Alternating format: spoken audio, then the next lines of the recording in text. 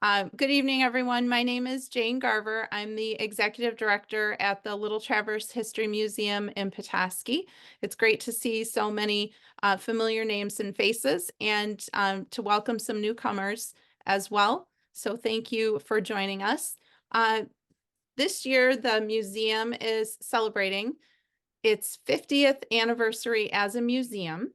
The Little Traverse Historical Society started several years before 1974 with Harriet Kilbourne at the helm, and she was really instrumental in getting the museum started. And the building was acquired in 1971 by the city for the Historical Society's use. And the society worked for several years raising money and renovating the building. And it wasn't until 1974 that they were actually able to open for August in the afternoons, and they had volunteers at the desk, and some of you have been volunteers at the desk. And they were able to open just for that 1 month that year, but we're celebrating it as our 50th anniversary. So what I decided to do was to revisit and recreate the programs that the society did that year. So they did meet at the museum. We're meeting on Zoom, but they were actually at the museum on January 16th, it would have been in 1974. So I am going to share my screen and start sharing with you the program that they had. And I'm also going to keep an eye on who's trying to enter. So we'll see if I can do all those things at once.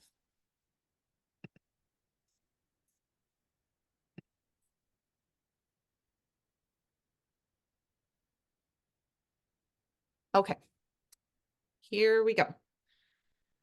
So as I said, this program was originally presented at the Little Traverse History Museum in Petoskey, right there on the waterfront in our 1892 depot on January 16th, 1974. And it was a capacity crowd, according to the article in the News Review.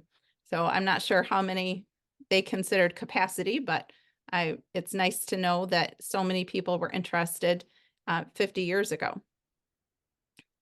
Merton Carter was the president of the Historical Society that year. Harriet Kilbourne had been president, but that year Merton Carter became president. And he then became what they called the curator of the museum after a couple of years. And I imagine that's pretty much the same as my job as the director. He was the main speaker that evening, and I've used his notes as well as articles from the News Review to reconstruct the program, and I've added a little bit of information here and there. Mert Carter was born in Petoskey in 1913. He worked in newspapers and radio, and he was at the Little Traverse Historical Society from before the museum existed through 1979. The society was able to use the depot building beginning in 1973 for some programs and for their monthly meetings, and other groups also met in the building, including the Petoskey Antiques Club. The January 1974 program was divided into 3 parts, and the first part was about lumbering. John Kilbourne shared a model logging camp that he had built. And this picture is John Kilbourne with a model logging camp, but it's not at the museum, as far as I can tell, because the windows are completely wrong. So I don't think that the picture is at the museum. I'm not sure where he may have set up his logging camp again. But I thought that it was really interesting to find this picture because of the description in the newspaper article that he had set up this model camp. His father started one of the first lumber mills on the Bear River. He had purchased a grist mill site from Andrew Porter, and many of you might be familiar with Andrew Porter, one of the first white settlers to come to the area. And Mr. Kilbourne converted it into a lumber mill. So on this map, you can see, well, hopefully you can see, there are some numbers. And so I should have a pointer. Boy, it's been a while since I've used one though. So I don't know that I can find that. But anyway, where it says Porter and there's a number 1, that's where the Andrew Porter grist mill was. And later, Mr. Kilbourne purchased that for a lumber mill.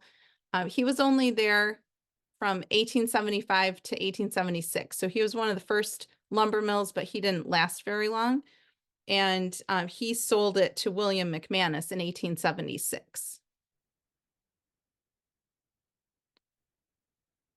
Mr. McManus started McManus Lumber Company, and he was involved in it until 1821. And I think this is a great picture of the McManus mill. You get the river. If you look carefully, you can see some people in front of the building right there on the river. So I just love this picture. All the pictures, incidentally, are either from our website. Almost all of these are from our website. Some are not available online right now, but they are in our collection. Whoops. In 1882, Mr. McManus added a planing mill with a capacity of 50,000 feet per day. 50,000 feet per day. I checked it 3 times. That seems like a lot. He had about 50 men employed. Mr. McManus died in 1922, and he was also acting mayor of Petoskey following the death of W.W. Rice, who was a tannery man. So this picture has an incredible amount of lumber. It's just hard to imagine when you think about what we have today.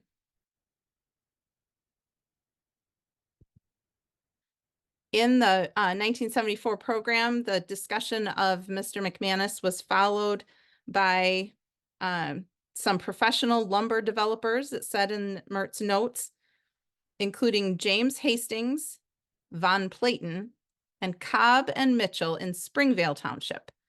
So this picture is Springvale Township, and you can see lots of lumber in this picture as well.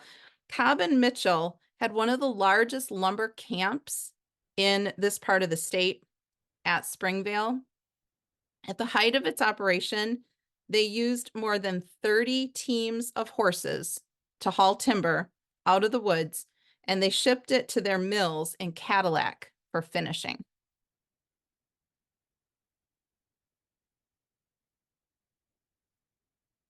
Hardwood lumber was also cut and shipped in those days by A.B. Clyes. And this is a Clyes lumber picture. These guys work for Clyes Lumber. And William Callum at Cecil Bay, Bovey, Kelsey and Company at Cross Village, R.G. Peters and the McFarland brothers were in Crooked and Pickerel Lake. Albert Clyes owned timberland in Sturgeon Bay, and he was one of the biggest lumbermen in the northern part of the state. So he started buying a bunch of land, and then he had all kinds of operations related to the lumber. He later took over the Blackmer Rotary Pump Factory, and he was also the mayor of Petoskey from 1916 to 1922.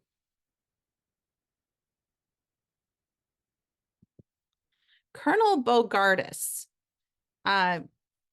Bogardus had some success elsewhere, and in politics as well as in business. So he came north to the northern part of northern Michigan, and he decided to run a lumber business on the land that his wife had inherited from her father. It was 27,000 acres of timberland, which sounds pretty big to me. But the colonel had no experience in the lumber business, no experience in running mills or a lumber camp or anything. According to Mert's notes, Colonel Bogardus spent $12 million in 12 years trying to set up his business. He wanted to put in rail lines. He tried to build buildings and have an electric plant and build hotels. And he had ended up borrowing a lot of money, millions of dollars from friends, and none of that worked. And he went bankrupt in 1913. So this picture is in our collection labeled Road to Douglas Lake after Colonel Bogardus left, is what it says on the back.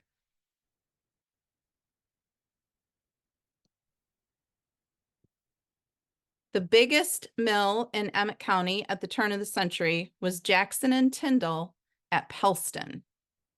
So I think this is a great picture to see kind of the vastness of Jackson and Tyndall. You get that nice wide shot.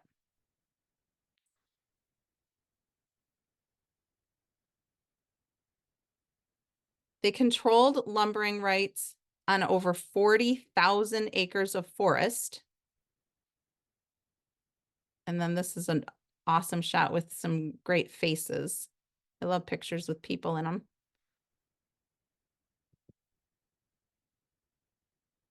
They were on the Maple River and in Pleasant View Township. Here you can see the rail line. Jackson and Tyndall had 500 lumberjacks on the payroll, which is huge. So those of you that have been up to the library and the museum upstairs may have seen some of the great big pictures that we have, these wide shot pictures. So this is one of several from the Jackson and Tyndall crew.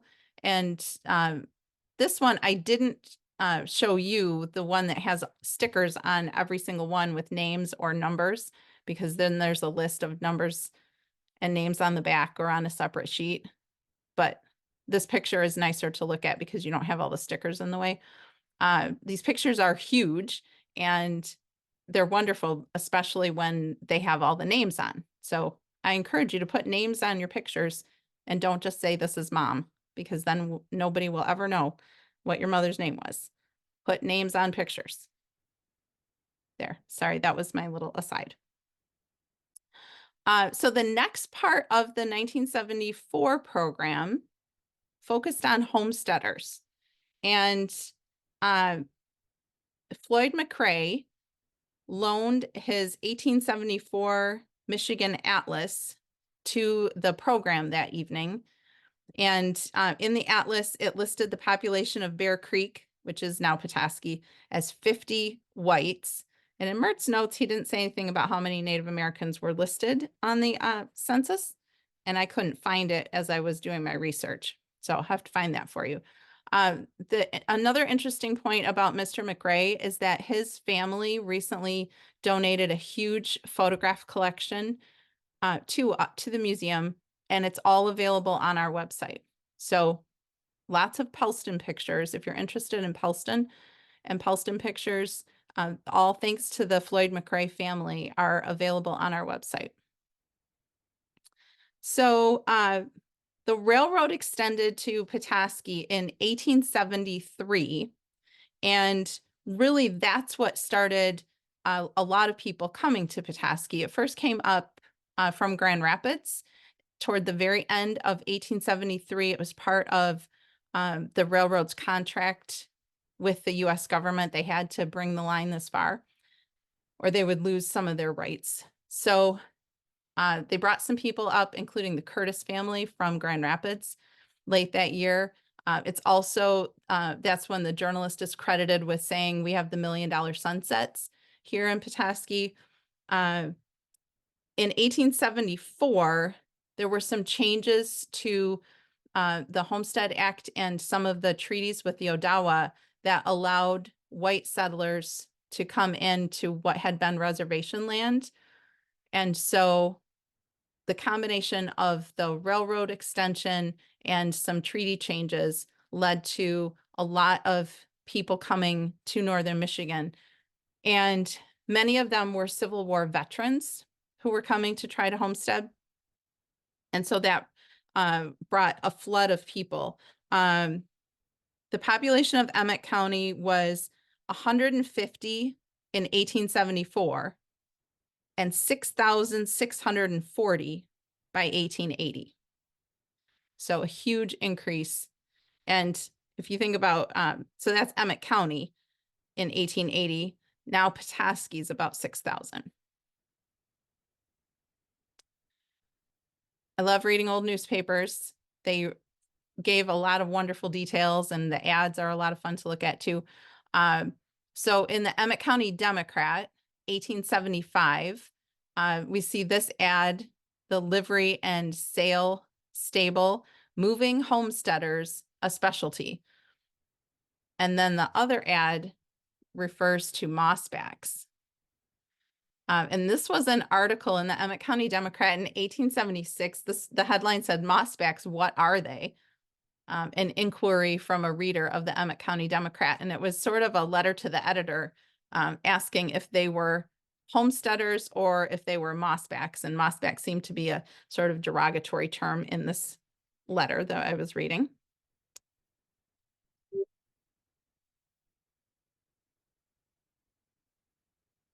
Oh, seems like I skipped something. Here we go. In Emmett County Democrat again, 1876. So they always put these little 1 or 2 sentence items, news items in the paper. So this is O.N. Watson, our practical tinner, is doing a good lively business this winter. He is supplying a goodly number of our homesteaders with the necessary article, sap pans, for making sugar in the spring. So it gives us a little look into what kind of businesses we had in town, and also what people might have been doing on their homesteads, making maple sugar.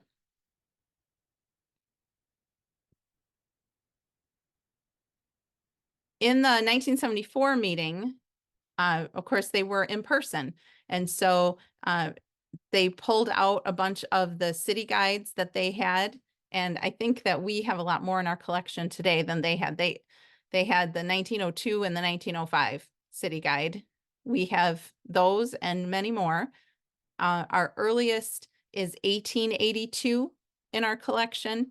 And we go through, the Polk City guides are through the 60s, and then we have phone books after that. If you come across a city guide or a phone book, check with me if you'd like to donate it. And if we don't have the year, we would be delighted to take it off your hands, because these are invaluable for research. So what Merton Carter was showing people at the meeting when they were in person and they could open up the guides and go through them, he was showing them that a lot of people in the meeting were descendants of people who were in the city guide from 1902 and 1905. So I thought that was pretty interesting. And I was trying to guess who might be coming this evening so I could see if you had some ancestors in the city guide and I could show it. But anyway, I picked out a couple of different pages. On the far left, you see McManus lumber, because we just were talking about McManus. In the middle, James Oldham, who is a harness maker and dealer in horse furnishings. And Olmsted is there. And then on the far right, Palethorpe. And also you can see some Pagels at the top and Pardees down toward the bottom. So if you're ever interested in looking at city guides, some are available online through the Michigan E-Library, but the Petoskey Library and the Museum Library both have a great collection of city guides for you to go through if you're looking for family research, if you're looking for home research, or if you're just curious and interested. They have really great advertisements too, which are fun to read. Okay, so after the homesteader section, they got to the passenger pigeons. The guest for that part of the evening was William Foster, the local Audubon Society president. In the paper, they made it sound like he was the national president, but he was just from Petoskey. His quote in the paper was, "Man's slaughter started it all, but nature and the lack of food also continued the imbalance which led to its extinction." So the poor passenger pigeon.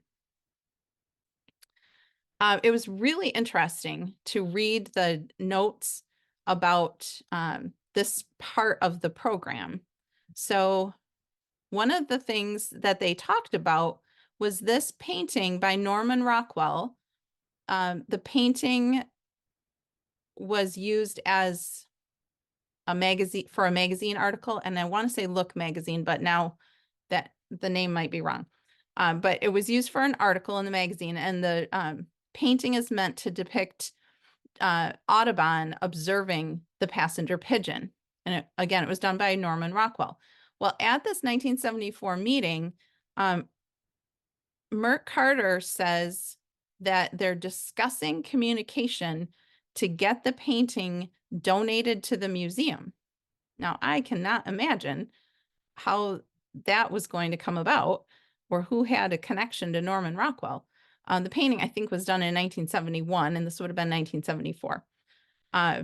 Nevertheless, the painting did not come to the museum. It's now hanging in the National Museum of Natural History in Washington, D.C. So, Abbott, maybe you can go visit it for us. I haven't seen it. The Natural History Museum is also the location of poor Martha, the last passenger pigeon who died in the Cincinnati Zoo, and she is there in the Natural History Museum now, the taxidermied version of her.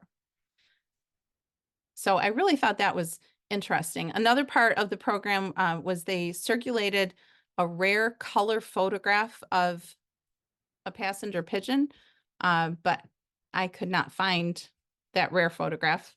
I would love to see it, so I'm still searching.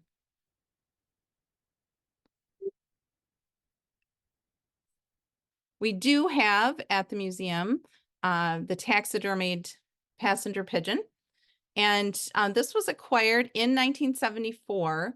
The Curtis family paid for it. Mr. and Mrs. Chalmers Curtis paid for the pigeon, but it was located by Bill Oley, who had been searching the country apparently for a passenger pigeon taxidermied specimen to display at the museum. And it says he bought it from a collector out east.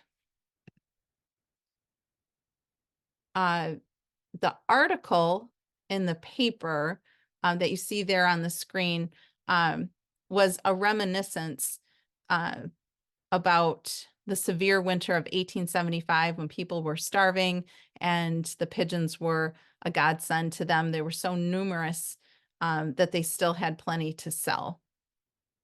And they sold them for quite a sum, $40,000. But 1878 was the last great nesting of passenger pigeons, and that happened here in Petoskey. So this mural is at the museum. It was installed in 1974, and it's still there in the same place where they installed it. In the picture, in this mural, you can see on the far left sort of a cloud, a gray cloud, and that's representing all the passenger pigeons that are flocking to the area. Thousands and thousands and thousands of them. Well, millions of them flocking to the area. And we have in our collection a series of letters between Merton Carter and Dirk Gringwies, who is the artist who painted this mural. Dirk Gringwies also painted several murals and did a lot of illustrations at Fort Mackinac and for some of the books that are about Mackinac Island and Fort Mackinac. So you might be familiar with his name because of that work. This was actually, I believe, the last mural that he painted. But in these letters, Merton Carter and Dirk Gringwis kind of go back and forth, trying to decide what should the mural look like. Dirk Gringwis was not really happy about showing the bird droppings, and Merton Carter said you have to do it because the farmers all complained about it. And so I know that that's something everyone remembers about the passenger pigeon. It has to be in the photo, in the mural. And so there they are. We have some journals and diaries where people talk about when the passenger pigeons came, and they recollect that the sun was blotted out in the sky, that it seemed like the sky suddenly got dark. It seemed like nightfall had happened because there were so many birds flying overhead. Frances Palethorpe writes about her father telling her that he thought night had fallen because the passenger pigeons were so thick in the sky. And so this mural shows us some of the methods that were used in harvesting the pigeons. They weren't shooting them. The pigeon, you can see, is really quite small and delicate. So they would use these blunt arrows to knock them down. And then, I'm sorry to tell you, they would wring their necks. They also used stool pigeons. And we have some on display, wooden pigeons to attract the birds. But according to different accounts that I've read, in 1878, they were hunted for over 5 months, and they were killing 50,000 birds per day. I can't imagine. But I do know that they harvested lots and lots of birds, and that they would pack them into barrels and ship them off on the railroad to Chicago and New York. So it's pretty obvious one reason that the poor passenger pigeon is now extinct was this overhunting. Another reason is their habitat was mainly beech trees and beech nuts, and that habitat has also disappeared. So that also led to their demise. We do see some articles in the paper. So 1878, thousands and millions of passenger pigeons. Now in 1910, we aren't seeing them at all. So this article is in the Evening News, Petoskey Evening News, April 11th, 1910. Read this. You could make money in a good cause. Read carefully. And I didn't copy the whole article, but it was a long article about how we can't find any passenger pigeons. They're a matter of history. It's a mystery where they might be. And so please go looking for passenger pigeons, but don't disturb them. And if you can write a good description so that the ornithologist can go and spot them, then you could get some of the articles set up to $3,000, which in 1910 would be quite a sum. So the Audubon Society and the American Ornithologists Union and some other groups were really concerned that the passenger pigeon was already extinct in 1910. Martha, the last surviving pigeon, died in 1914. So in the wild, they were pretty much gone by 1910. But they were really still searching for them at that point.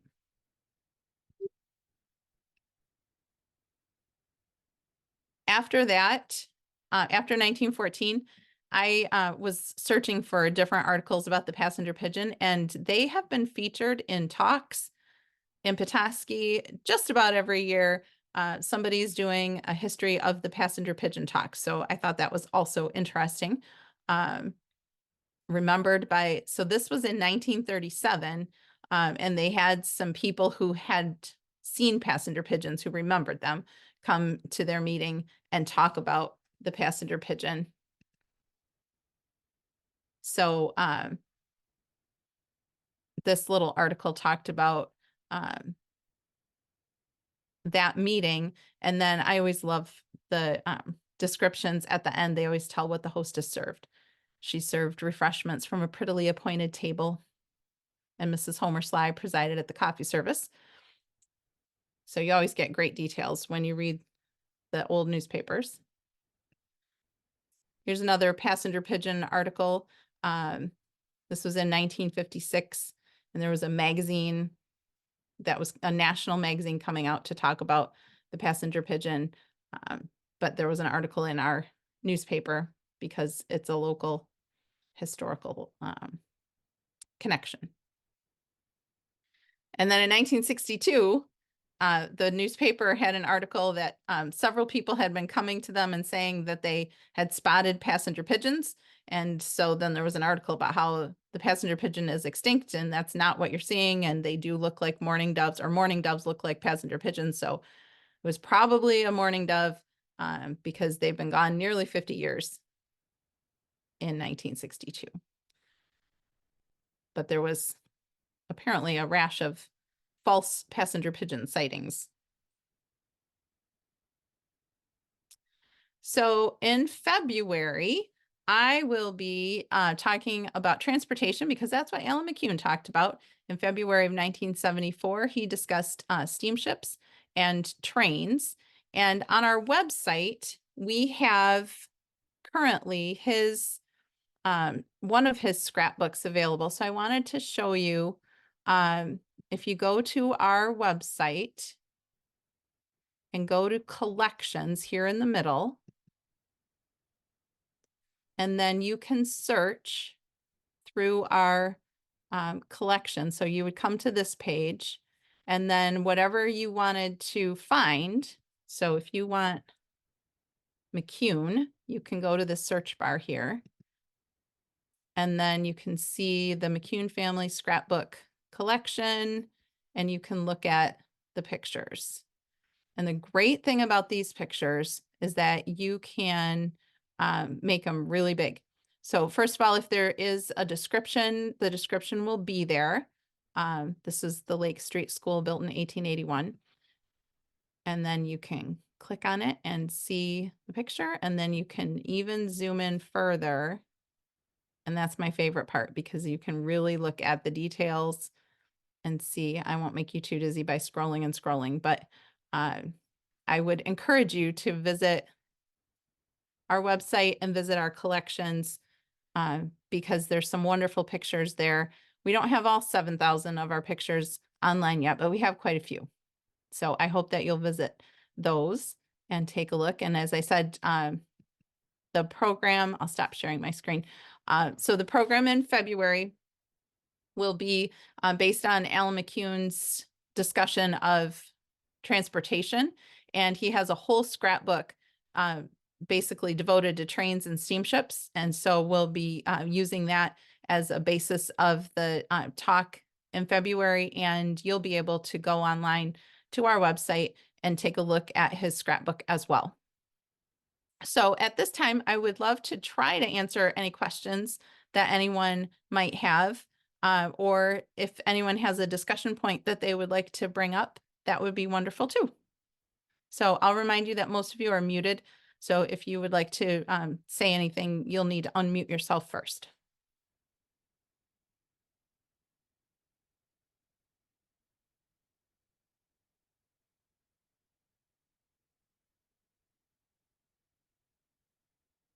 Any questions? I don't have a question, but it's just something that occurred to me that Francis Palethorpe used to tell us a story of somebody named, I think, Charles Henneke, but I'm not sure. And supposedly he was the boy who saw the impact of the pigeons and suggested that they kill them and ship them to Chicago, or that they at least had food for the winter. But I grew up on that story, and I'm thinking, you know, that probably was just a figment of her imagination. But that's what she always told her art classes, the story about this little Hanukkah boy who made this discovery. Oh, so she was crediting Charles Hennecke with saving Petoskey, the starving people of Saving, Petoskey. saving Petoskey, finding them food. But Well, I wonder if anybody else has ever heard that, but well, I've only read it in Frances Palethorpe's notes. So she told you, and she wrote it down in her notes as well. she That did, same so story. I'm not, oh, good. You're remembering correctly as far as I know, because she wrote it down in her notes too. Okay, his name was Charles Hennecke? Well, there's a Charles Hennecke, and he became the undertaker and Right, the right. furniture maker. Mhm. Uh-huh. Yeah. Okay, Yep. Good memory, Nancy. well, Jane, thank you so much. It was a great program. it One was. question is, you said that the first homesteaders, maybe I didn't get it correctly, was in 1874 in Emmett County. But was there homestead going on prior to the train coming? The railroad being Well, established?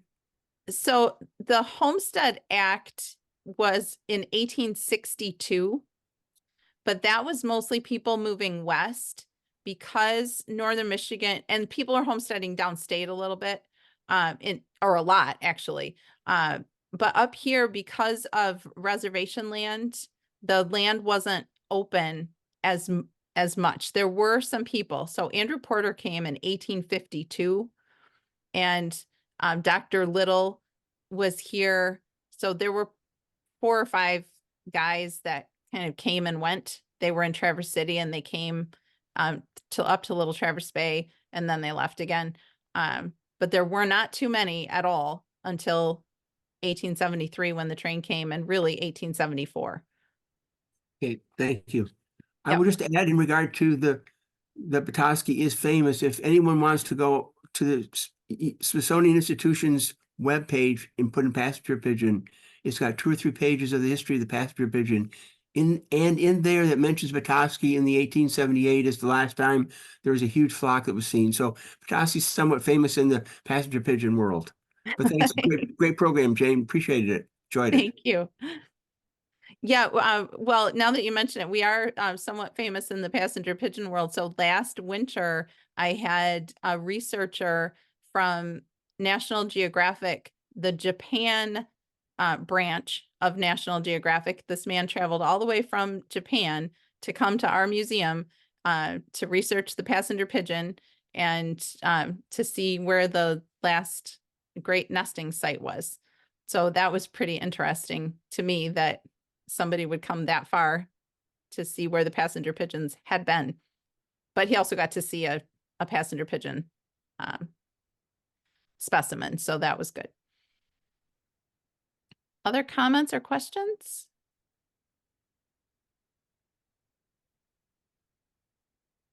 Jane, George Cordauer, thank you very much. As normal as a very informative program. Thank you. Thank you, George. Thanks for being here. Well, if anyone thinks of any questions, or if you're trying to visit our website and have difficulty navigating, just let me know. I'm happy to help you through that. I really encourage you to visit and look at all the pictures. And as I said, we're adding more throughout the winter. So if you are looking for a certain thing and don't see it, stop back again, or let me know if you're looking for certain pictures, and we can be sure to add them. I hope that you'll join us again in February for Steamships and Trains. And thank you very much for visiting. I'll hang out for a few minutes in case anybody has a question. And otherwise, I hope you have a great evening. Thank you, Jane. Yep, it's very good. Thank you. Thanks, Jane. Good night. Good night.